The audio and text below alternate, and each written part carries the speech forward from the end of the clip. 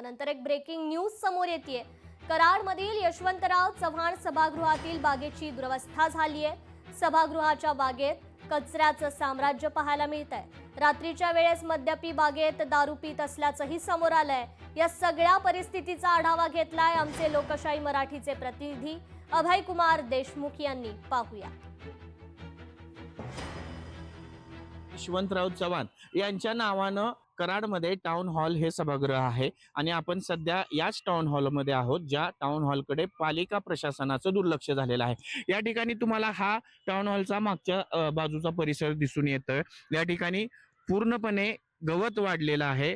या ठिकाणी सगळे झाडे झुडपे वाढलेले आहेत। दुसरी गंभीर बाब म्हणजे या ठिकाणी ठिकठिकाणी दारूच्या बाटल्या पडलेल्या दिसत आहेत, कचरा दिसत आहे। रात्रीच्या वेळेस या ठिकाणी मद्यपी येत असल्याची तक्रार अनेक नागरिक करतात पालिकेकडे। मात्र तरी सुद्धा या टाउन हॉल या बागेच्या परिसरामध्ये कोणतंही पालिका प्रशासन कठोरपणे पाहत नाही। आता समोर तुम्हाला दिसतात या ठिकाणी अनेक दिवसापासून उभ्या असलेल्या या चारचाकी गाड्या आहेत। या चारचाकी गाड्या कोणाच्या आहेत? तो रोल जर नगरपालिकेचा असेल तर तो असा पडून का राहिलेला आहे?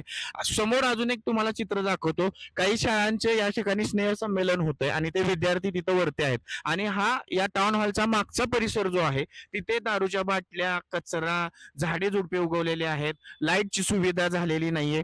असा एकंदरीत या टाउन हॉलची परिस्थिती आहे, ज्याकडे कराड नगरपालिकेच्या प्रशासनाचं दुर्लक्ष आहे। खरं तर टाउन हॉल या ठिकाणी अनेक मोठमोठे कार्यक्रम होतात, अनेक मोठमोठी नाटकं होतात आणि असं होत असताना देखील कराड नगरपालिकेचं या टाउन हॉलकडे का दुर्लक्ष आहे, हाच प्रश्न या निमित्ताने उपस्थित होतोय।